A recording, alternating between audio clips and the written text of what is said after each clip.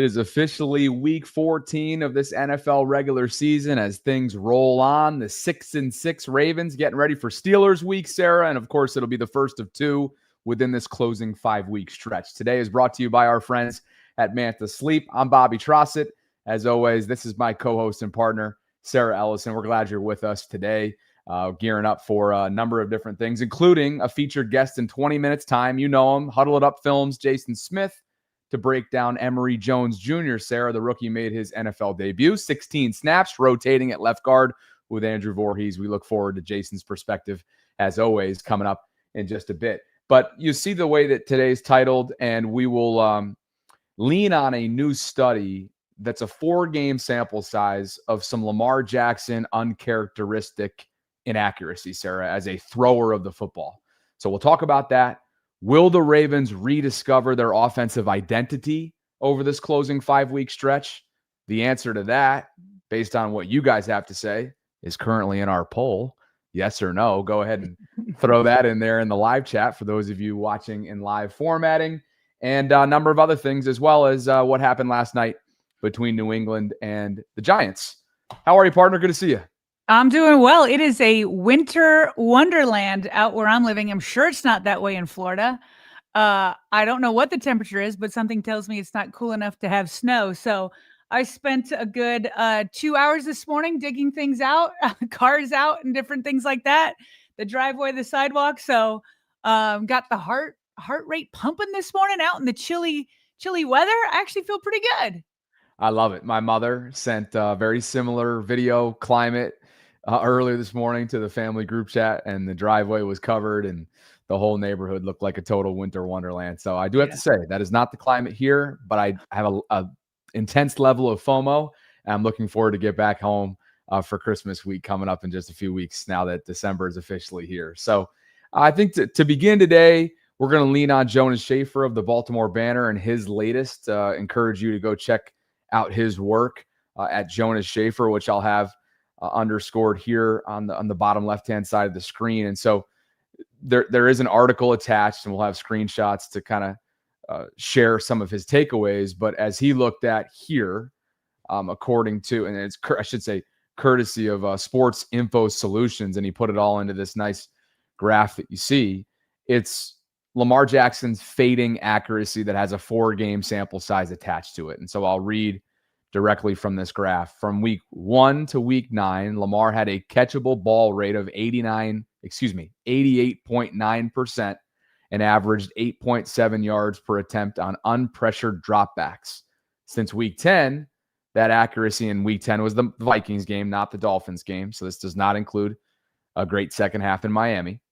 Since week 10, that accuracy has plummeted to 77.3%, also hurting his yards per attempt, which is down to 6.8. And if you look at the left-hand side of the screen, Sarah, to find that sample size that we're looking at here, weeks 10 through 13, he finds himself in the J.J. McCarthy territory, who is essentially a rookie. It's in year 2. He's been banged up often, split time with Carson Wentz. We just saw him with our own eyes a few weeks ago in Minnesota, which is when this trend began for Lamar. But the point is, when you find yourselves in the neighborhood of a struggling quarterback, then you might be struggling in your own right in this particular category. I'm not saying that he wasn't making good decisions at times on Thursday night against Cincinnati. I'm not saying that there weren't other errors around him that were self-inflicted that had nothing to do with him. But in terms of some of the polish, some of the accuracy or lack thereof, this has been very non-Lamar-like over the last month or so. So here's what Jonas said about like the chart that you just kind of showed us. It helps a little bit with the audio only people here. But again, so week 10, you said does not include Miami? Dolphins was week 9, correct? Week 9. Okay. Yeah. So yeah, he's taken, the 4 worst weeks for sure of Lamar's season, maybe of his career. But he says, okay, over the span. So these 4 weeks from week 10 till just last Thursday, the catchable rate is 77.3. So that's 30th among the 31st quarterbacks with at least 30 attempts. And to just go back, Lamar's never finished a season below 83.3, not even like his rookie year. And through week 9, his catchable rate, as you said, was 88.9. So that is a massive drop. He says Jackson's on-target rate on unpressured dropbacks, meanwhile, is 65.2%, which ranks 29th. So only Cam Ward of the Tennessee Titans and Jameis Winston of the New York Giants are worse than that with unpressured dropbacks. Says Jackson's ever finished a season below 67.5, and he was 76.5. So that's on unpressured. And then he quotes what Kyle Hamilton said. And I do think this gives a little bit context. He says, we do have to roll with the punches and get through the lows and the highs at the same time. He says, Lamar's on point and on time in practice, and it just doesn't go that way sometimes in the game. But he's a competitor, and he's one of the best. He says a 2-time MVP for a reason. So even LeBron James has an off night, which we know we've heard that quote before. So for me, Bobby, looking at these numbers doesn't change anything from what I've said since basically Thursday night at the loss. These are numbers behind what we've seen with our eyes. We know that Lamar has not been playing like Lamar for the last 4 weeks. We know that Lamar has been battling myriad injuries. Didn't look like he was battling as much against the Cincinnati Bengals. So this just gives us like a nice graph. It gives us nice numbers to put behind what we've already seen. So it doesn't change anything of what we've said before. Lamar has not been playing well. He has not been playing well. Lamar is the first to admit that. It's what do I project going forward? Personally, I've been saying it. I project a bounce back because he's Lamar Jackson. I put more stock in what he's done the rest of his career than in the last 4 weeks battling these injuries. So it's nice to have these numbers. It's nice to be able to, put behind what you see, put something behind what you've been seeing, but doesn't change a lot in my view and my projection of Lamar Jackson going forward. What about you? Oh, yeah. I mean, you and I haven't wavered. You're putting more stock on the history part of it, and I'm not. And so we'll see. Historically, he's really struggled against the Steelers. Did that stop him from going out and dominating with Derrick Henry on the ground in the wild card game last January? No. So both things can be true when it comes to, leaning on history. And by the way, speaking of the rushing attack, that clearly has to be a focus if you want to attack this Steelers defense. A big blow. Our friend Brooke Pryor just tweeted about is now confirmed that Derek Harmon is out with a knee injury for Pittsburgh. So that is a significant blow to the Steelers' run defense and could potentially bode well for a Ravens team that, again, we all remember what happened in January. They ran all over Pittsburgh. And knowing that Buffalo just did that without both of their starting tackles, as we discussed yesterday on Sunday, then look, it's a week-to-week league. You never know how things will change. And what teams will show up and what teams will be able to dictate. But that on paper bodes really well for the Ravens that want to get back to running the football effectively. Yeah, first of all, I want to say to that is news that we've all been kind of watching. Number one, Derek Harmon, man, I loved his story since the draft. Remember, he's the one whose mom passed away just shortly after he became a first-round draft pick. He has been through adversity. He has been rising above, and I genuinely feel bad that he now has this setback with an injury. So much love to him, and I hope for a speedy recovery. And then also we have to put on another analysis hat of how this impacts the game. And you're 100% right. I mean, the Buffalo Bills just ran all over the Steelers. There is no reason, none, zip, zero, zilch, that the Ravens should not run the ball against the Steelers, especially with this big run stuffer not in the middle to clog up the lanes. Ravens Steelers never disappoints. I've already seen people in the Discord group earlier this morning, Sarah, throw out the records, throw out the stats, throw out the trends, throw out everything. It is Ravens Steelers. And sometimes that comes with a level of unpredictability, as we've seen year after year after year throughout this storied rivalry. John Harbaugh said yesterday that Lamar is, quote, as Jeff noted here, going to practice as much as he can. That's what he's going to do. And he always has. Going back to what you said in one of your opening monologues, yes, he is banged up with at least 4 known ailments. It's a hamstring that forced him to miss multiple games. He popped up with knee, ankle, and toe setbacks, if you will, that forced him to miss Wednesday practices over the course of the last few weeks. And we'll see if that trend continues, Sarah. He kind of hinted at that might be the case in a recent press conference, but we'll have to wait and see coming up tomorrow, the first of 3 practices. And you brought this in from Jeff. Just real quick on John Harbaugh's comments. Obviously, a lot of people are asking, is Lamar rusty because he hasn't been able to practice the last, I think, 3 Wednesday practices that they've given him some time off as he's, again, been trying to come back. So John probably didn't want to give away how much he'll practice this week. I am interested to see if he can come back Wednesday, seeing as in times past, the game's been on Sunday, and so he needed that extra day of rest on Wednesday. But seeing as that they haven't practiced since Thursday, I think it would be a good sign that maybe some of these injuries are even further behind him if he can practice tomorrow when they go back on the practice fields. Not to mention, they are nothing short of dominant throughout the Harbaugh era, the Lamar era, coming off bye weeks. Now, I know it wasn't a full-fledged bye week, but it's a mini bye, and they have just been excellent in that type of formatting. So we'll get our predictions in later on this week. And again, I haven't even told you this off the air yet. Brooke Pryor will join us Thursday at 12:30, ESPN Steelers reporter, so we can get her Pittsburgh perspective. Love it. Brooke's always been a great guest. Always a great guest. But hey, so speaking of Lamar, we both have different projections. I think what Jeff is saying here, Jeff wrote a big column on it this morning about the Ravens offense and Lamar Jackson. And one excerpt from his Athletic article, he said Thursday had to be rock bottom for Jackson, offensive coordinator Todd Monken, and the rest of the offense. He says, if it's not, the Ravens won't be in the AFC playoff mix for much longer. And I agree with that.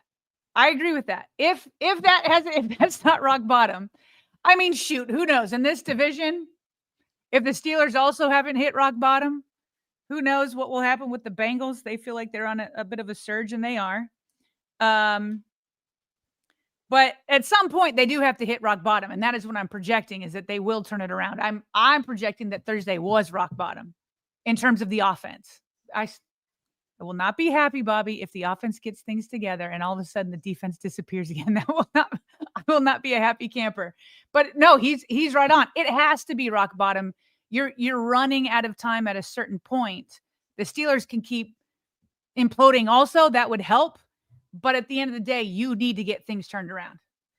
Yeah, and just like we keep talking about, they control their own destiny. Pittsburgh saying the same thing going into week 14.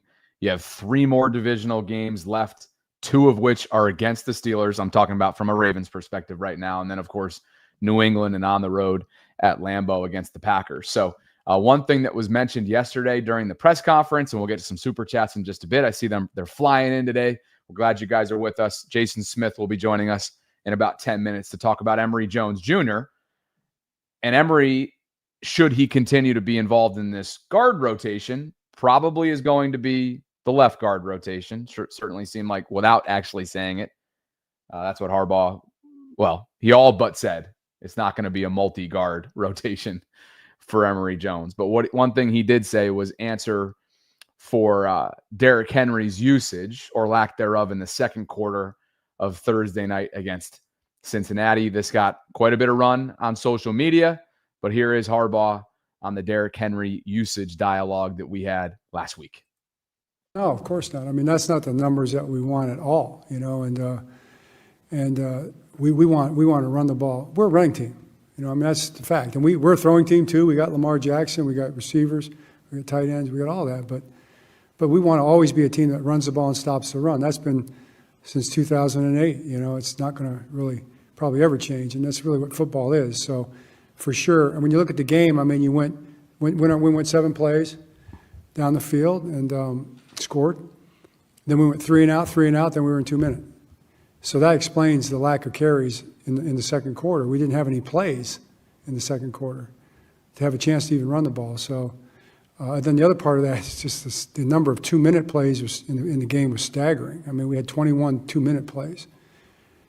That's way too high. And when you have that many I don't mind 2-minute plays at the end of the half. I'm not real fired up about 2-minute plays at the end of the game. That means you're trying to come back. And So we had 7 or 8 2-minute plays at the end of the half, and we had, I don't know, 15 or so at the end of the game because we started 2-minute at the 9:38 mark of the fourth quarter. And that explains the play distribution as much as anything. It explains the carries as much as anything. So the circumstance of the game took us in that direction. Rashin Ali outsnapped Derrick Henry. Sarah, we'll get to that portion of it in just a bit. You buying or selling Harbaugh's commentary on Derrick Henry's usage? I'm honestly wondering if I'm looking at the right second quarter play-by-play, because that is not what I'm seeing. So yes, they had 7 plays. They did not score. That was the one where Isaiah Likely fumbled out of the back of the end zone. So he said, we started out with 7 plays and we scored. It should have been a score, but he fumbled out of the back of the end zone and it was a touchback and the Bengals got the ball. Then he said it was a 3-and-out and a 3-and-out. I'm not seeing that. I'm seeing a pass, a pass, a pass, a pass, a pass, a called pass, but he was sacked, and then a punt. That wasn't a 3-and-out. Then there was the Lamar Jackson fumble, so there wasn't a 3-and-out there. So why don't you pull up the screen? He was referring to the second quarter, right? That's what he said. What is it that you're looking at? What site? I'm on NFL GSIS. I pulled up the play-by-play, and that's not what happened. What he just described. Let's see if it matches up with what I have in front of me on ESPN. Second quarter, 7 plays, 68 yards, fumble. That's the likely one that you just mentioned. So, but he said we scored. They fumbled. Okay. Okay. And then you go down to their next. It's pass, pass, pass, pass, pass, pass, sacked. It wasn't a 3-and-out. You got 5 plays, 21 yards, punt. 1, 2, 3, 4, 5, 6. Yeah, one of them probably doesn't count because it was one of them was the touchdown was nullified. Okay. On the OPI. Third possession, 1 play, negative fumble. 5 yards, 8 seconds left in the half, fumble. That's what happened with Lamar. Yeah, what he just described is not what happened. I didn't even catch that yesterday. Good catch. Yeah. I caught it yesterday because I was like, wait a minute. I reviewed this on our show on Monday. I went through all of these. And I was like, the run was definitely abandoned. And so like what he could have said was, hey, we should have scored. There was a fumble out of the back of the end zone. Zay Flowers' touchdown got called back. So like there was plenty of opportunity to run. He could have said, we had 2 big touchdowns called, crazy plays. So here's what I'm doing is just to be thorough here. I just pulled up the Ravens transcripts. Yeah. Because Cordell, I believe, if memory serves, and I snipped that out just to be efficient with our time. I snipped out his part of the question and just gave you John Harbaugh's answer. So let's see what the transcripts have for how Cordell was asked this. Okay. I know a major weakness in that Cincinnati defense has been the pass defense, and it looked like you guys were trying to exploit that on Thursday night. But when you see Derrick Henry not get the ball in the second quarter, are you happy with that? I know you want to exploit something, but also just trying to keep him engaged in the game. Did you like the balance in that? So it was specifically asked second quarter, which confirmed.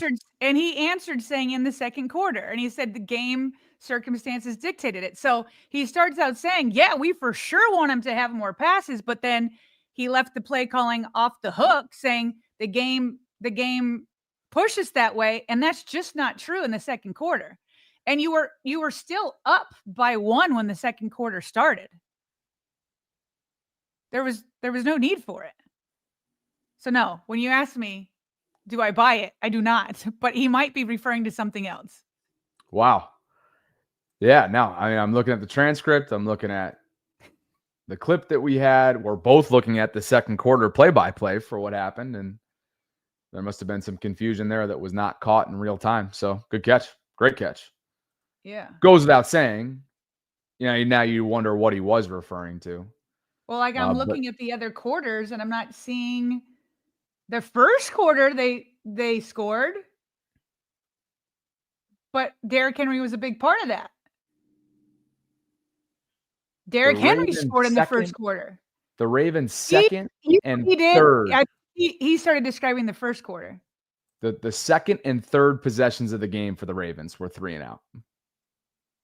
Yeah, so he was describing the first quarter. Yes, he was. And Derrick Henry, and he's like, the first one, we ran 7 plays and we scored. Yeah, who scored? Derrick Henry. That's the point. Yeah, he was referring. Yep. Yeah. We now have uncovered officially that he was referring to the first quarter of Thursday night. Yes. 6 days ago. Yes. Good catch. Yeah. Great catch. We got off on a little bit of a tangent here. We better get deservedly so. Deservedly so. How would we like to? We have some stuff on Rashin. Should we cook through some of these injuries and let's do. Do we have a read? We got read some super chats. Okay. Sorry, Jason. Jason's looking at us figure like out what John gives. was talking about there. He's like, why didn't you get us in at quarter one? Why don't we do this? Why don't we get to some of the super chats? We'll go to Jason. We'll come back to some of the running game. Does that work? Good. Jason, do you want to be here for the super chats? Well, you know what? Before that, let's not bore him with this because Manta Sleep continues to support our program. Sorry. They're an exclusive sponsor, and now the holiday season is officially among us. Amongst or among? Among us? Among us. What's this now? Want the fastest Black Friday updates? Yes, please, but not for the purpose of this exercise. Okay. Thanks to Manta Sleep. We appreciate their continued support. It's holiday season. We hope that you'll consider using our discount code, both 1, most importantly, to help yourself out. 2, help the show out. VAULT10, VAULT10 will get you 10% off your next purchase. All of their sleep masks guarantee you 100% blackout for a deeper sleep. They come with C-shaped eye cups for unbeatable side sleep comfort, if you prefer that. 0 pressures on eyelids or your lashes. You've got advanced materials and ventilation for unmatched breathability that are built into these masks. And you see right here, 1, 2, 3, 4, 5, 6, 7, 8, 9 different masks to choose from. If that's not your thing, go check out the other features that they have, like sleep earplugs. You've got white noise machines, sleep add-ons as well, like pillow spray and a sleep journal and a travel pillow for those of you that are on the road this time of year. You name it. And of course, maybe some good stocking stuffers, the bundles. You can shop them all at mantasleep.com. You can visit the show notes below if you'd like to learn more. For those of you watching live, our discount code and everything that you need is pinned in our live chat right now. We want to say thanks to Manta for the continued support. And you guys, as always, can follow them on Instagram if you want to learn more and keep up with them at Manta Sleep on IG. Ginger Seamus as we transition to quick super chats and then on to Jason. He says, what's up, Flock fam? Happy holidays to your families, Bobby and Sarah, and Voltrons alike. Thank you. Same to you, Ginger. Yeah, same to you. Appreciate that. And so congrats on 4 months. FA Louisville? FA? I wish we had a username attached here. FA Louisville 3 says, Bobby versus Sarah. Presidential style debate at the end of the offseason. If not, a cage match. Well, I like to debate more than Bobby, but I don't think I've ever been in a cage match, so I couldn't say how I would react to that. I do appreciate how they appreciate spirited debate between us. Yes. And so why don't we look into that? Okay. Not the cage match. That's the debate. That would end well for anybody. Presidential debate. I'm here for it. It wouldn't end well for anybody. I love a good debate. Oh boy. D4RTHK 1D. Boy. This one's for you. Random stat. Ravens with Lamar Jackson is 20-4 in December. This isn't so random. We're just starting December. This is a great stat. And 2-0 in January during the regular season. Possible comeback? For sure. Ocean 08 says this trend for 8 isn't the norm. We will be back. Spartacuz 6719 says first time chat, long time fan. Enjoy the show. We enjoy you. Something doesn't feel right with the Ravens. Hopefully they'll figure it out, or the Ravens will be a different team next season. Appreciate you, Sparta.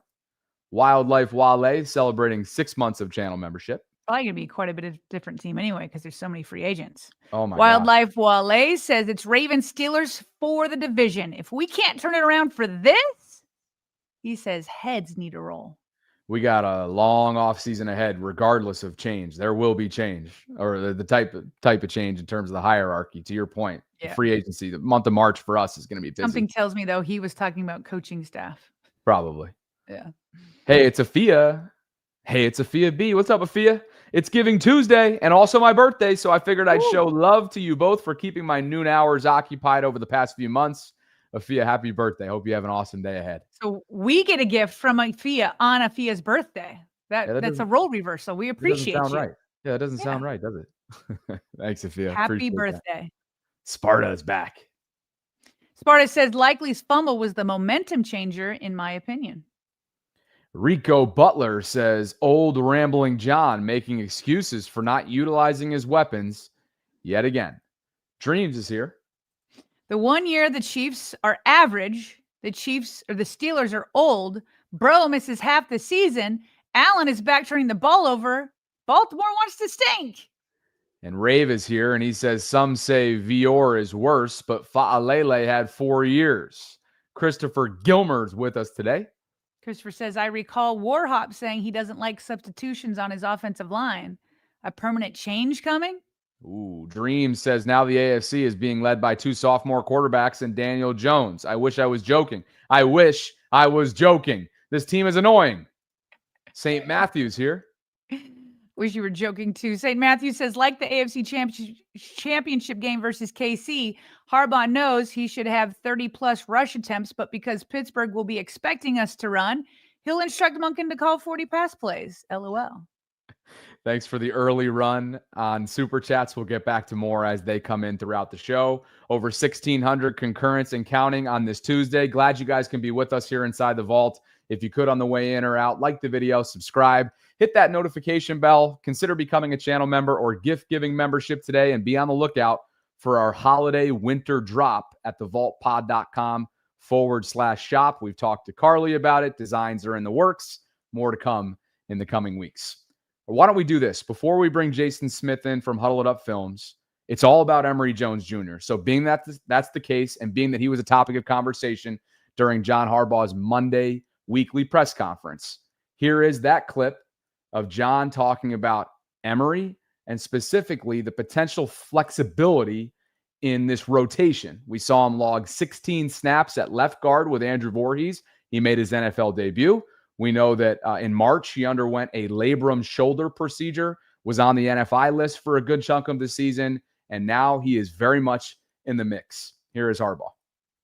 But it's hard to do. You know, and we've had that conversation. I mean, it's a good question. It's the same question that I asked and that we asked. How viable is that? But you take a rookie and put him on both sides, you compound the curve quite a bit. On the other side of that, how did you see Voorhees respond to being in a rotation, and just what would you like to see from him to continue playing or to solidify that job a little bit more from his perspective? Well, yeah, I mean, there's a step between being a starter and being an established starter, kind of in the league. Kind of what you're talking about. And when you're a younger player, like Andrew or a lot of guys, you want to establish yourself as a starter, And I think he's in the process of doing that. He played good ball. He graded out highly. His numbers were good. Daniel graded out highly too. There's plays that both of them want back. There's plays that their line wants back too. I promise you. It's tough to play O-line in this league, but consistency really is the bottom line. Just to be as consistent as you can possibly be, and have as many really upside plays as you can. But most of all, as much as possible, and the interior offensive line is probably the toughest place to do it, is to minimize the negative plays as much as you can, and that's what we strive for. I think we've done a really good job of that over the years with our offensive line, and you keep trying to always build in that direction. All right, we're building in the direction of Film Study Tuesday, and rejoining us here inside the vault is our friend Jason Smith from Huddle It Up Films. Happy Thanksgiving, belated Thanksgiving, brother. Thank you for the time. It's a 16 snap sample size, so we get it. It's small, all things considered. But your early impression before we dive into the nitty-gritty X's and O's of what Emory brought to the table on Thursday night. I thought he was put in a really tough situation, both switching to a position in which he has never played And then also he got in on the second drive, the Ravens' second drive, and the third drive, backed up in our own end zone. The third drive, we were actually, if you remember, the defense had that stop at like the 1 yard line, 2 yard line. So here are the Bengals all mugged up. Emory Jones, primetime divisional opponent, big game, and you're backed up against the goal line. We'll see some of those plays coming up. And then the other part that I thought, was kind of unfair, but it is what it is to Emory is he didn't come back in. He played the second drive and the third drive. He didn't get back in there until I think 15 seconds left in the third quarter.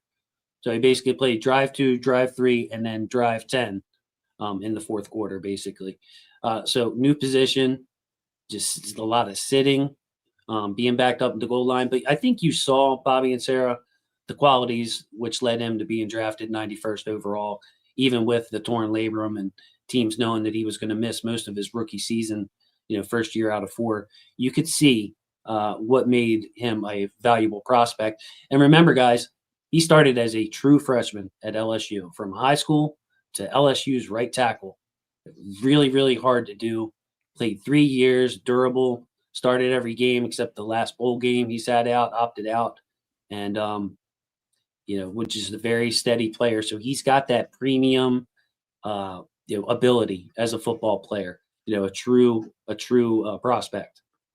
Jason, you just pointed out, and I think it's good just to point out again, I see a lot of people online saying, well, he played right guard. Why don't you put him in right guard? He did not play right guard. He played right tackle. I believe he started 36 games at right tackle. Yes. So he's switching positions. And to have him be at both guard positions, I would not do that to her. Like you said, he's already a rookie. He's coming in on prime time. He's backed up in their own end zone. And then you want him to do all these things, and you want him to start at 2 different spots. You can't do it. The Ravens should not put him in that position. That being said, do you agree that it's Voorhees that needs to rotate and not Fa'alele? I think you could go either way with it. The ironic part about Harbaugh's comment is that Voorhees, I would say, is the more inconsistent player. We've seen the grade. Last time I came on, he had a PFF grade of 5, like 5.6. But he's also graded out among the highest linemen. Fa'alele is what he is. You're going to have those. John also mentioned not having negative reps to minimize that.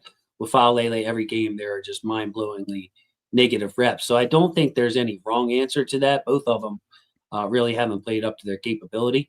But if you play right tackle, and it's be an easier transition to right guard, because your kick step is leading back with your right leg. It's the same line, same side of the line of scrimmage. So he's having to undo that. Maybe he played left tackle in high school. Probably did. He was probably the best kid, in his class. But it's a lot on his plate. I'm glad they're not rotating him in at both guard spots. I agree with Harbaugh on that. I think that's too much. But would you have put him in right guard? I probably would have put him at right guard just because of my opinion of Daniel Fa'alele as a run blocker, with his size and the way he moves. And we're getting crushed on that side, by the way, with twists and stunts. Lamar's fumble at the goal line, which we'll see here, was a stunt on the right side with Fa'alele and Rosengard not being able to pick that up. So, yeah, I think he's just a natural right guard. I think when Fa'alele hits free agency, that's the position in which he's going to play next year. Emory Jones has the qualities to lead your run game, whereas with Fa'alele, as I've said many times, and I can't stand piling on the guy. It's not his fault. He's doing the best he can. But he's just not mobile enough to climb to level 2 and reach blocks and to get out on screens and some of the things you expect your right guard to be the leader of your run game. And if you notice my voice, it's a little under the weather. So have to bear with me on that. Why are we not surprised that you showed up anyway, though? Well, I mean, you made fun of me saying that I needed some, I think, vitamin D at the Florida sun. But I think I got what – if all the people that were talking about long COVID, I think I know what they're talking about now because I've been sick for like a week and a half. Oh, well, glad you're here. Hopefully you're on the mend soon. Shall we go lean on the eye in the sky, brother, and see what you've prepared for us? There you go. See, look at you bringing it right up. Okay, so excuse me. This would be his first snap. And you're going to see him climb, Sarah. This is part of the reason why I think he'd be a good right guard. So his target is going to be, can you see the cursor? Yep. His target is going to be the middle linebacker here, 49. Pat Ricard, 42. is going to block the other 42 on that team. And this is just going to be a nice little lead run play out of the I formation. The thing that blows up this play is you can see the feet of Geno Stone right here. Him being familiar with the system, maybe a giveaway. He's going to come down blitz and foul the whole thing up. So basically, Ricard's going to have to pick up Stone, and that's going to leave 42 free. But you'll get to see how easily Emory climbs to level 2 and hits his landmark here. With some force. Now, of course, Derrick Henry's still in the backfield as that happens. So there's not a lot of follow through. How does the play out? Well, we'll never know because as you see, Geno Stone comes up and occupies. You see Geno all happy about it. Occupies Pat Ricard's spot. But just the easy nature in which he's able to climb there, you can see. And if you guys want to interrupt me, please feel free, at any time. Cool, brother. No, keep it going. Keep it rolling. Okay, second play, same drive. You're going to see how easily, quickly, Emory, I want you to watch his helmet. See how quickly he's able to process that. The two guys standing over him are going to drop out in coverage. Yeah. Number 90 is going to scrape down the line, try to stunt. Emory's right there. But just watch his helmet. Yeah. Yeah. You see how quickly he picks that up. He looks for work and gets to work. Which is not always the case on the other side now, is it?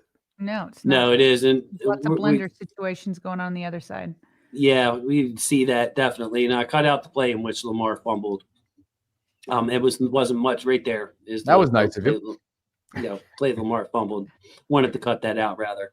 But you can see I left it in there because of the stunt picked up on the right side, not picked up. Yeah. Lamar running for his life. But Jason, like we were texting about in our group too, just the situation that he's thrust into in his NFL debut. You're backed up in your own territory, in a game that obviously was anyone's prime time. Like that was a lot to ask from 51. It certainly was. And, in this situation, the Bengals are mugged up. So he's got the safety, no linebacker right across from him. And you see him working with Linderbaum. See how sticky he is there at the end, too. Yeah, he's still going. Okay, now here is, defense makes a great stand. Ravens have the ball on the 2-yard line. Excuse me. And there's something that I didn't like about this this rep that we'll see here. Excuse me.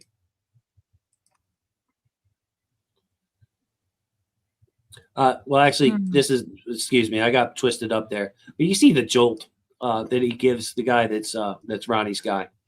And Tyler Linderbaum gets beat by a swim move right off the snap. And it kind of leaves Emory stuck.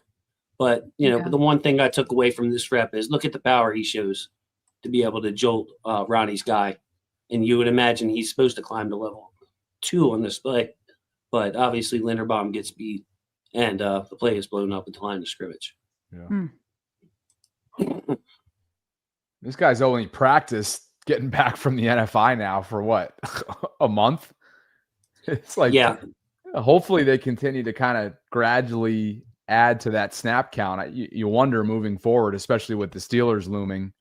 Although, did you see that within the hour, Jason, that Derek Harmon will not go? Yeah.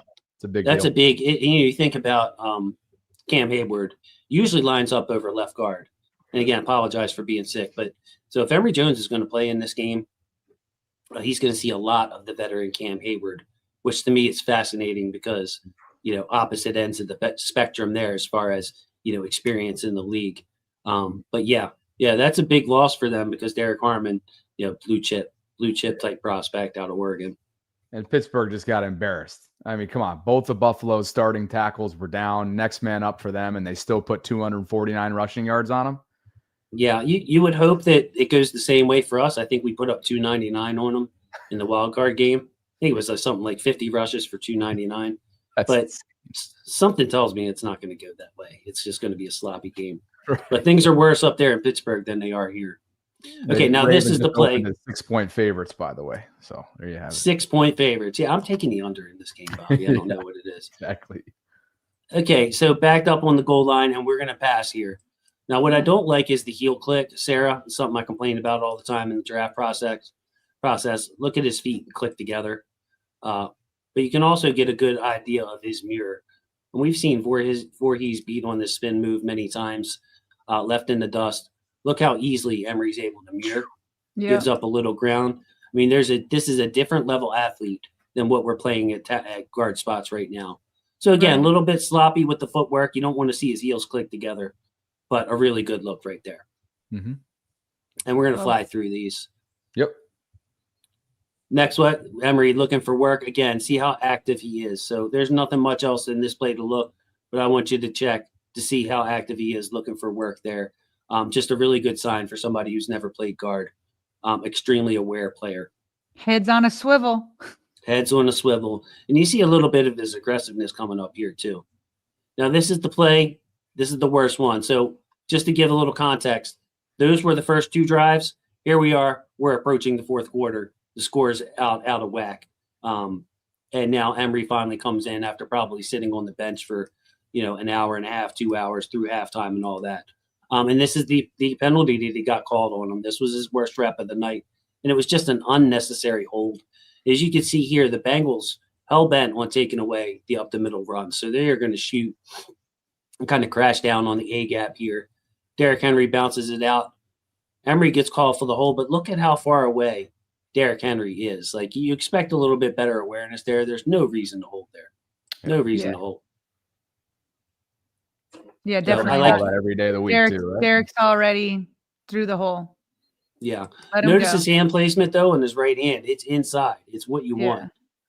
So it's not bad. It's just that was an unnecessary play, and I'm sure that was his worst play of the night.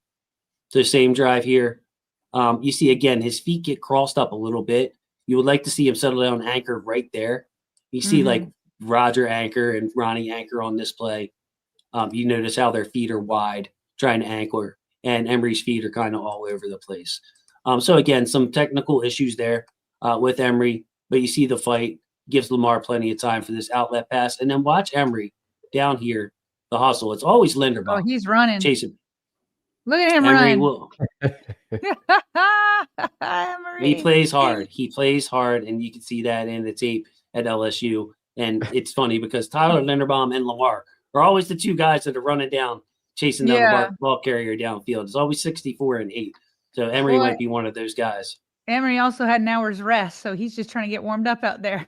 Yeah, when you're fighting for a job and you're a rookie, maybe that has something to do with it. Maybe if he was in year 12, he'd be jogging down there. But that was a pretty good run. Pretty good run there by Emory.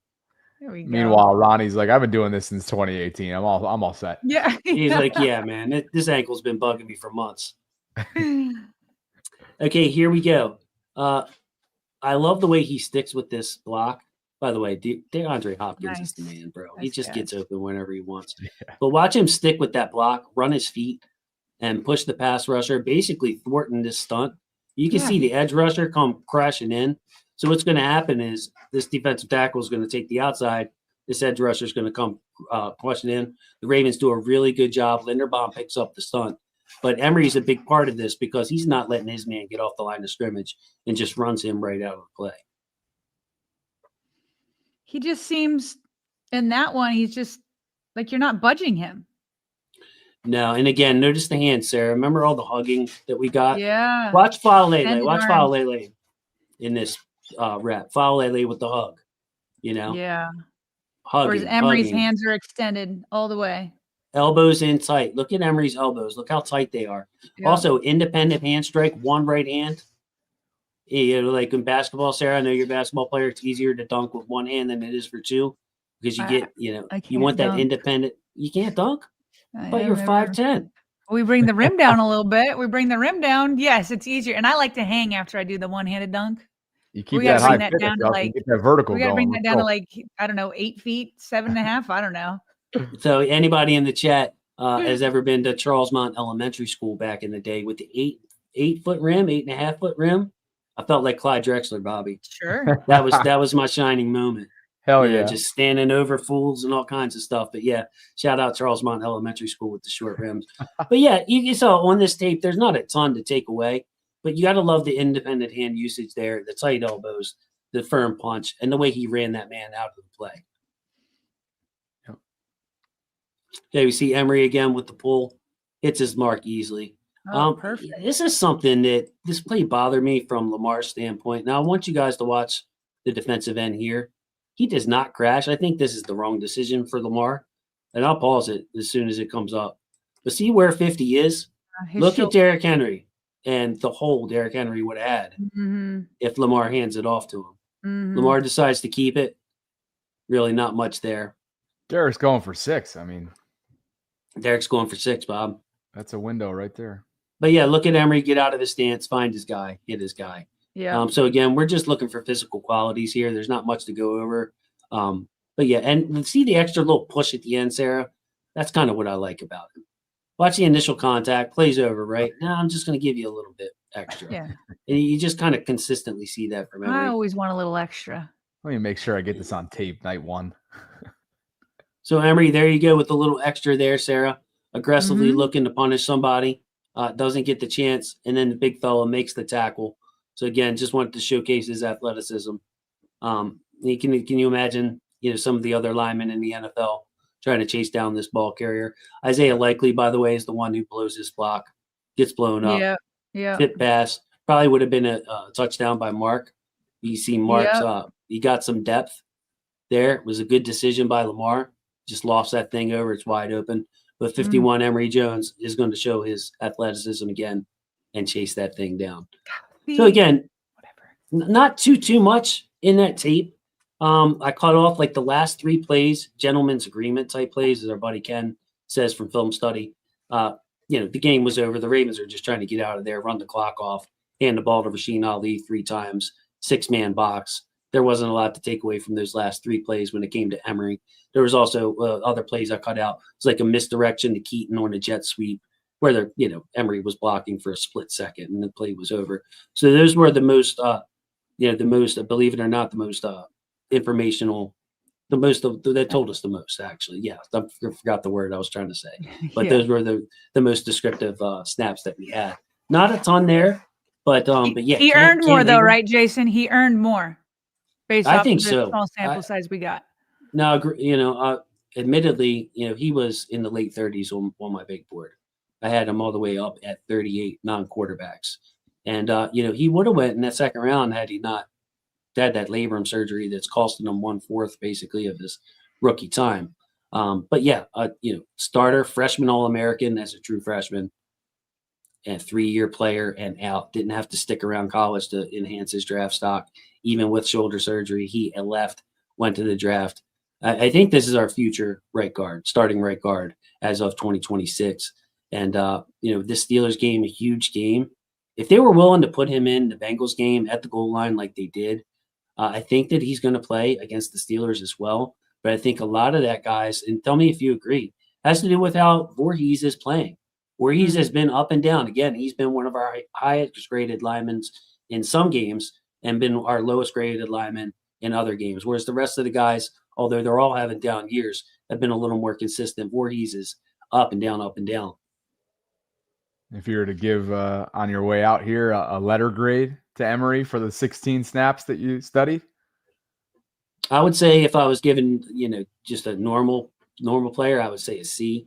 I would say considering the circumstances, this was a B performance, maybe a B+ performance. I mean, the heel clicking and the feet, he's got to get some mechanics worked out with his feet. He still won those reps. He still won those reps. It just wasn't as pretty. You're looking for future signs. The only real true negative he had was the penalty. And again, love the way he looked for work. You can see him hit his landmarks at level 2. You can see him hit his landmarks on the pull. You can see his, just physical skills, his hand punch, the tight hands. There's a lot to like about this young man. I wish he was playing right guard, honestly. But one thing to keep an eye out for, guys, is that Voorhees has not been good this year when it comes to pulling. And I don't say that lightly. I say that like as a matter of factly. I don't know if it was 2 weeks ago. I don't know if you guys saw the play. They had Coach Evans on. I wasn't able to catch it. But there was one play where Voorhees was pulling and couldn't find a guy to hit, couldn't find his man. And his man was basically right next to him. They say, hey man, I'm the guy you're supposed to block, and knock Voorhees like across the line of scrimmage. I don't know if you guys saw that play or not, but Andrew Voorhees has a real problem with like recognizing, with seeing. And the Ravens are struggling for staple plays in their run game. So if they can run a little power, have a guy like Emory Jones pulling from left guard, Pat Ricard leading through the hole, like that staple run play, because right now we do not have a staple run play between the tackles. I mean, you think about the Derrick Henry touchdown, that was on a pin and pull to the outside. Keaton's was a straight pitch right to the outside. You remember the long touchdown we had last week. It was a trap play, wham block. Hey, we got him outnumbered over here. Let's hit a quick hitter. But there's nothing like staple. Can we run inside zone? Can we run outside zone? Can we, there's nothing like a staple run play that we can go to against basically any team and count on that. So I'm wondering, it's a lot of words to say. I wonder if Emory could help us in the run game just by being more mobile. Brother, They're let us know need what it. you The got Ravens- coming up on the channel, my man.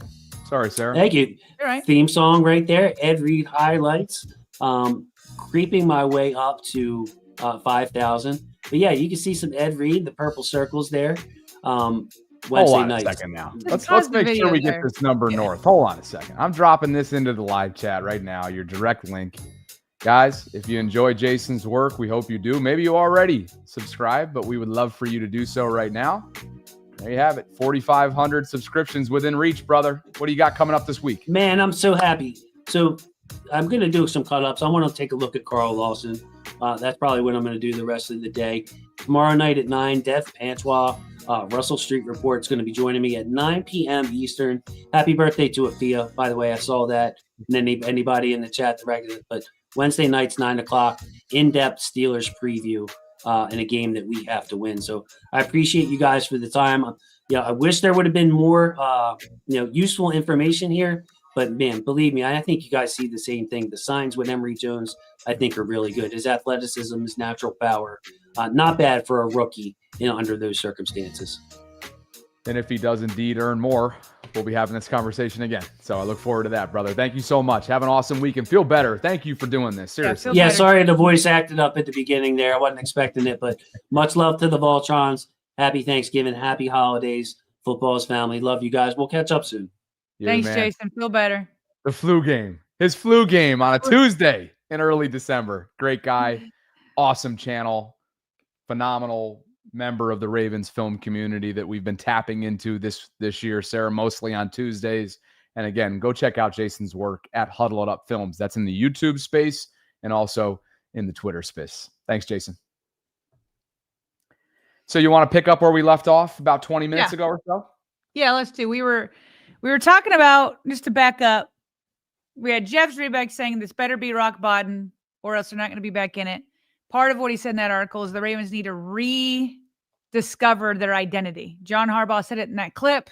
We're a running team. Obviously, they can throw too. Lamar can throw. He's a good passer. It hasn't been the last 4 weeks, but historically, he's been a good passer. He won the 2023 MVP based off of just his major leap forward in the passing game with the marriage of Todd Monken that year.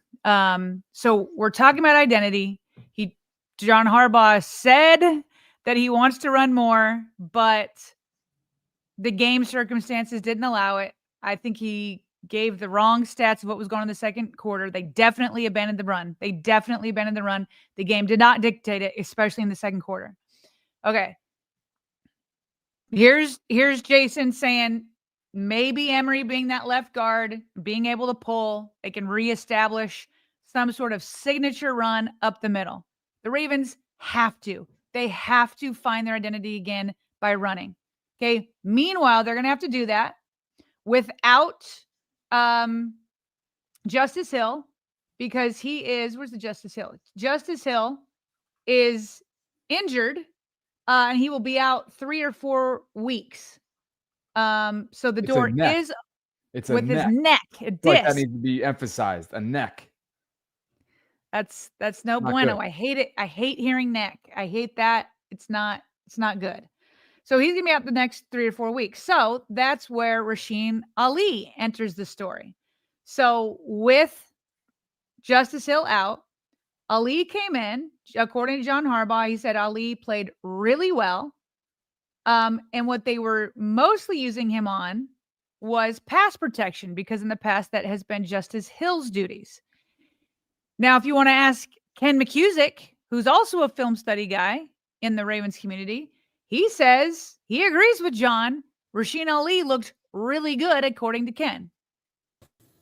Hi, folks. Quick video about Rashin Ali, because we had a question about him come in from Section 523.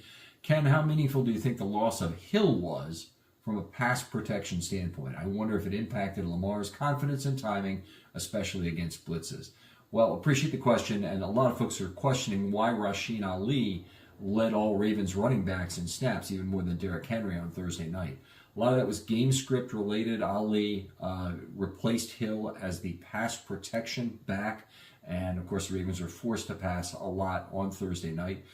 He also did outstanding in that role. He had 3 set blocks, and they were all good plays. A nice double block on 2 defensive backs on the right side. He stood up Miles Murphy on a play, and he took Geno Strone to the ground on another play. So really won all 3 of those. He had 5 other chip blocks, including a number of really hard contact to the rib cage, exactly what you want from a chip block from a running back. Appears to do that very well. I'll refer you to 3 plays. Q4 1309 is the stand-up of Murphy. Q4 1304, the pancake of Stone. And Q4 805 is a block on cornerback DJ Ivey and then Jordan Battle rushing off the offensive right side. Take a look at those if you want to see good pass blocking by a running back. I do expect to see much more of Ali for the rest of the season after this game, particularly with Hill out, but I think it could also impact the 2026 roster construction because Ali now has done well in a pass protection role. It's very limited so far in terms of the total snaps he's had, but if he continues this, he stands a good chance to improve his chance to make the team in 2026. Friend of the show, Okay. go follow him. Film Study Ravens, always knee deep in it. Well, if he's going to be the main pass protector, which I'm still curious. I trust him on that, though. The team, when it comes to versus Keaton, I give him the benefit of doubt on that. That Rashin. No, I was going to say Derrick Henry. Okay. I trust him on that also. I would like to me, I just would like to see Derrick Henry on third downs more often. Because I think that it's predictable. If Rashin Ali is going to be the primary pass protector, we're just going back to what we were doing with Justice Hill, which is that if Justice Hill or Rashin Ali is on the field, then the opponent knows that we're going to pass. So that's why I would still like to see Derrick Henry mixed in there on those types of downs. Let him be the pass protector sometimes. Doesn't have to be all the time. I completely trust Ken that Rashin Ali looked good in that role.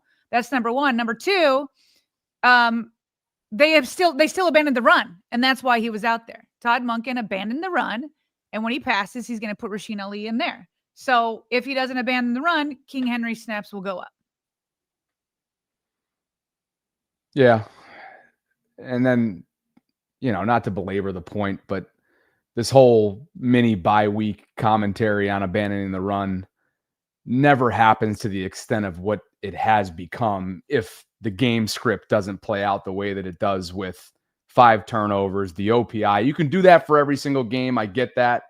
But this week more than ever, I feel like that continues. It needs to be underscored that we're not having this conversation the way we were after the AFC Championship game. We're also not having this conversation if the AFC Championship game didn't happen, along with many other games where the run has been abandoned. That's fine. Both things are definitely true at once. That we're not having the conversation if there's no touchback, if there's no OPI called. We're also not having the conversation if it isn't a pattern in Todd Monken's history. The trend has been there in some key signature games, which is a bummer, and that they can't hide from that. I'm with you. Nate Wiggins and his foot injury is day to day, according to Harbaugh. So any of you feel good about that or bad about that? Don't know. Day to day is very up in the air. We'll see where he's at on Wednesday. He didn't say week to week. Day to day is better. I was going to say, as you and I discussed, though, at length, both post-game show and Friday afternoon, the game changed when number 2 left. From the way that the Bengals offense was attacking the Ravens secondary. So Hopefully he'll be able to go against the Steelers, but obviously knowing that T. Higgins you would expect to be back coming up next week for week 15, and that game's going to be in Cincinnati, you absolutely need Wiggins for that. Yeah, Look, for the Cincy Steelers, more than Steelers. you know what's great? You look at the Steelers offense. First of all, they have very little. They do not scare you as a downfield passing offense, particularly in recent weeks. I saw a ridiculous stat within the last hour or two that they haven't completed, and maybe I'll find the specific one before I start. Here we go. They haven't completed a downfield pass in 36 days. They're 0 for 13 with 3 interceptions the last 5 games combined. And by the way, downfield passes, that's measured by 20 or more air yards. So this team is really struggling to move the football. And then if you look at how one-dimensional they become from a pass-catching standpoint, it starts and ends with DK Metcalf.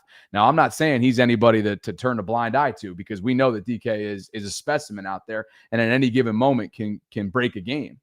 But they have become very one-dimensional as an offense. And they will be missing their left tackle, as we talked about before. And so pressure is going to be needed. Yeah, they're going to have a backup there. Matter of fact, Mike Tomlin just confirmed that Andrews Pete will start at left tackle. So they're undermanned, and we'll see if that has anything to do with the ultimate outcome coming up on Sunday.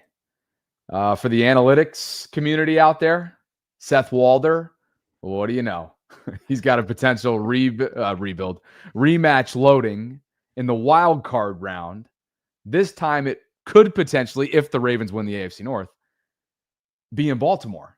And what I mean by that is a rematch of last year's divisional round between the Ravens and Bills. 24% chance, according to Seth's analytics.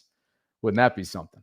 Oh, I would love it. I would love it. I would also take that Chargers right now. If the season ended today, they would be Ravens versus Chargers. But this is making me so happy that New England's running away with the division, just so the Ravens could get, if they match up again, the Ravens would get a home game against the Bills. Be phenomenal entertainment. Phenomenal entertainment. And real quick, I wanted to get this. We can back up to yours. But The Athletic put up all the different chances of different scenarios of how things could play out for the Ravens. So they have a 64% chance, as we've talked about, to make the playoffs. But look at where the 64 chance goes to. Like sometimes that 64 could be divided in between like a wild card or a division champ or this or that. No, it's all 64% is because it's a 64% chance that they're a division champ. It's less than a 1% chance that they would win a wild card berth, which makes sense given the rest of the AFC versus the AFC North. So they also have less than a 1% chance to win the number 1 seed in a bye. So I don't think anybody is thinking that's a possible chance. But there is a 36% chance they don't make the playoffs. And that takes you all the way to, there's a 36% chance that the Ravens would pick between numbers 2 and 18. And obviously less than a 1% chance to get the number 1 pick. So basically you're going to be drafting between 2 and 18, but it's probably more like 11 to 18 versus a 64% chance of winning the division. And in terms of the overall playoff picture in both conferences, now that week 13 is officially in the books, because maybe some of you guys caught Monday Night Football, it was not a close game at all. Patriots dominated the Giants 33-15. And so as a result, they would indeed be the top overall seed and earn that bye. And what you're looking at here is Jeff Howe's work, which again features playoff seedings, including each team's record against the current playoff teams in their respective conference. So the Ravens right now would be the 4 seed, which has not changed in the last couple of days. And they are 1-2 against the playoff field. Still got to see the Steelers, who would not currently be in this 1-7 playoff seeding in the AFC. Still got to see the Packers. Still got to see, of course, the Patriots.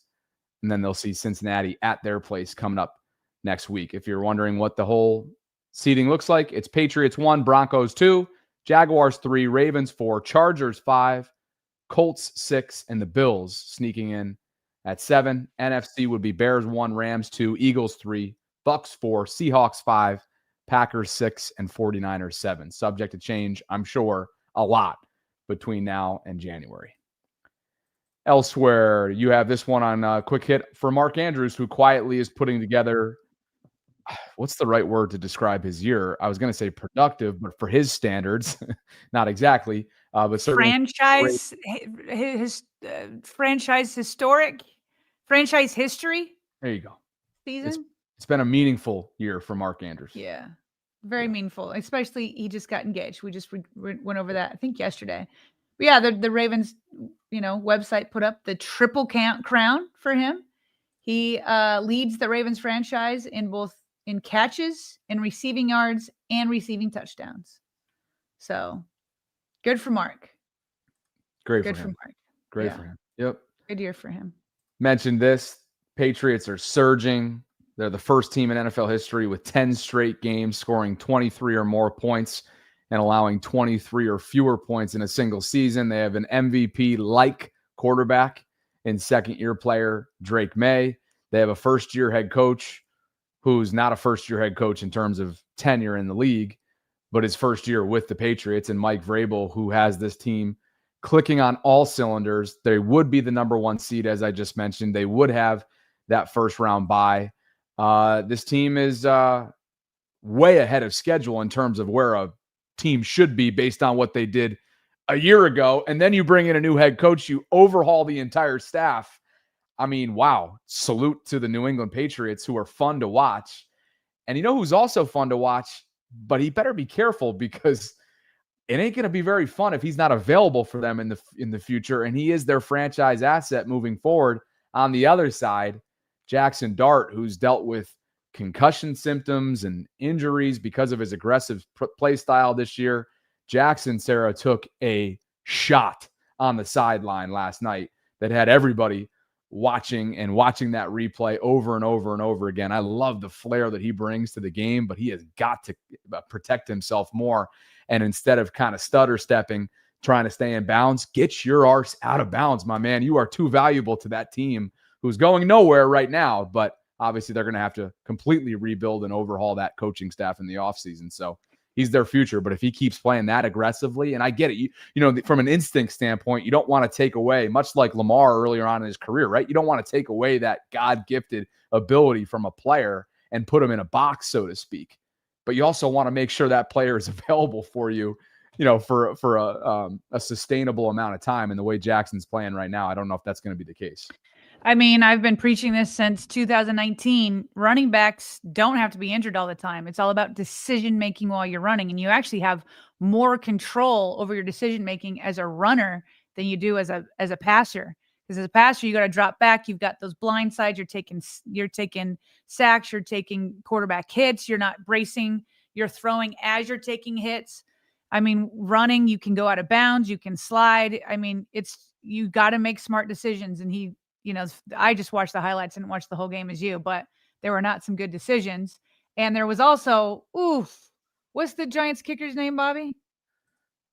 You know, golf reference, and being that your family's in a little bit of a golf phase, maybe you'll appreciate this. So like you get up on a par 4, let's say, and you bomb your drive. Like, let's say you plunk that thing 250 plus yards and you're sitting like, let's call it 100 yards in to the green. And you want to just loft a nice little pitching wedge, right? Nothing crazy, just 100-yard pitching wedge, nice and smooth, easy does it, pal. And then you just completely duff it like that. It's a similar feeling. He didn't even, for those of you, by the way, and somebody's helping us out with the pronunciation, Younghoe Koo. Thank you. Younghoe Koo. Sorry to botch that. But, oh, shoot, where was I going with that? Oh, for those in the audio only. Yeah. For those in the audio only space, Younghoe Koo did not make contact with the football. Like it was that much of a stub toe, if you will. Yeah. So anyway, the ground right in front of it. Can you blame that on the MetLife turf? No, Bobby. No, you can't. You want to know why? Because they were in New England. Yeah. Well, yes, that and the fact that people do it, go and kick at MetLife all the time without that happening. I've seen people slip before. The turf gives out in front of them. Yeah. But yeah, that was rough. Oh, Young Wei, we feel for you, man. We feel for you. What we got here on the game announcers. Yeah, just setting the table for Sunday. It'll be CBS A-Team. Jim Nantz, Tony Romo, Tracy Wolfson. 1 o'clock, Ravens Steelers. Brooke Pryor, as we've mentioned, will join us for our Steelers game preview on Thursday at 12:30. And you look at the full slate of games that has CBS Airwaves attention. But again, for our purposes, we will have a 1 o'clock kickoff, pregame live, as always, with me in the 11 o'clock hour. You and I will be live by 5 o'clock postgame. I feel like Tony Romo has been losing his luster. Yeah. Certainly a narrative that I've seen a lot of. And when I still say like narrative, I don't watch him on a week-to-week basis, meaning I Right. don't Maybe listen that's to him. why. Maybe that's why he hasn't lost luster for me, is I just don't listen to him enough. Maybe I don't know if he's gotten annoying or is he like, I don't know. You But I know, still- Acho said something really interesting on this, and I know Acho in Raven circles is a polarizing figure. But I saw something pop up on my timeline that I really, really thought was interesting and had a level of merit to it. Acho said when Tony came onto the broadcast scene, he was that shiny new toy who had just retired. I can't remember if he immediately hopped into the booth, but he had just retired with obviously no previous broadcasting experience. And because he was so few removed or little removed, let's call it, from his playing days, he was able to diagnose plays, predict things as they were happening or before they happened, and brought this level of spice to the broadcast booth that I think really enamored everybody. It captivated everybody. And Acho was like, look, he's several years now out of the league. Things change, coordinators change, schematics change. And if you're not willing to put the work in, which I can't sit here and say that Tony isn't, how do we know? We have no idea what I was going to say, there's plenty of people have been doing this long after they left the league. So yeah.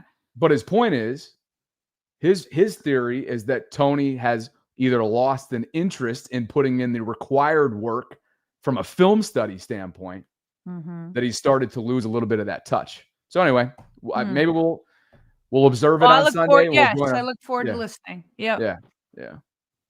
So anyway. All right. We got some more super chats, don't we? Yeah, and Alistair McLaughlin and Mzaso, for starters, are our patron shout-out members because of the support that they consistently give us from a month-to-month basis on Patreon. So thank you both. Happy holiday season to you both. We appreciate you both. Patreon.com/RavensVault podcast if you'd like to learn more about what it is that we offer over there. Sudesh, who won our $100 Fanatics giveaway, will have a new one fresh for you for December coming up in the next few days.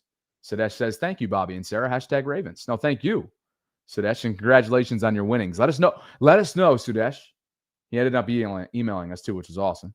Mm-hmm. Let us know what you end up getting yourself on Fanatics on the Ravens team store. F.A. Louisville is back.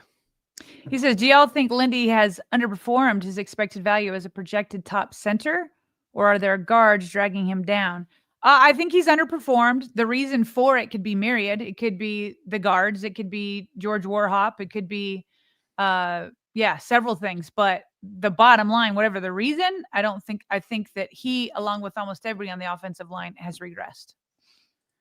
Let's see. That brings us to Marco Daza. Bobby being neutral about the season. I love Sarah's positivity. She gives me a hope for a turnaround. Let's go. #Raven Nation and #VAULTRONs. Yeah, I would say I'm a level of neutral right now in terms of, and as I maybe have been for weeks, if not months now, in just terms of trying to kind of understand the state of this team and gauging my confidence levels and whether or not they can get all three phases to unite for an extended stretch of time. 5 weeks to go. Everything's in front of them. Corona guy or Karen or Karan? This one's for you. He says, geez, now Bobby Burrow is praising Acho, SMH. That's right. I forgot how that works, Karan. I forgot about that. You share one piece of commentary and all of a sudden I'm standing tall for Emmanuel Acho. I forgot the logic there. Thanks for the super chat. And thanks to all of you for hanging out with us on this Tuesday. Over 2,700 concurrents. on the way out. If you could like the video, subscribe, hit that notification bell, consider becoming a channel member or gift giving membership. And I think that just about does it for us, right? Tomorrow we'll have, well, we won't have by the time we're live, we won't have, you know what? Maybe when we're finishing up, we'll start to get some practice notes and stuff. And we're going to want to see if Lamar, continues to miss Wednesdays. We'll have to see what Nate Wiggins is up to day to day. So all that more is what's coming up this week. Corona guy just gave you a heart emoji. I feel like maybe he was trolling you. Oh, I love it. I love it. Potentially. I love it. Yeah, potentially. There's always the alternative out there as well. Thanks, guys. Enjoy the rest of your Tuesdays. Yeah, we're in pretty good shape. I'll be live later this afternoon, collective at 8 o'clock. Perhaps we'll share some of that depending on what we learn from Jeff Zaribek, as always, during tomorrow's show. And for Sarah Ellison, I'm Bobby Trossett signing off from this Tuesday Ravens Lunch Hour live stream. Please like the video on your way out. Subscribe. Hit that notification bell. Consider becoming a channel member or a gift-giving membership today. And I'll continue to tease it now that we know that it's in the works. The vaultpod.com/shop is going to have a new winter drop for our apparel line. So we'll keep you updated on that. Go check out what we have there available to you right now and be on the lookout for some new drop there. Catch up with you guys soon. Thanks, Vaultrons, and thanks for spending some time with us here inside the vault.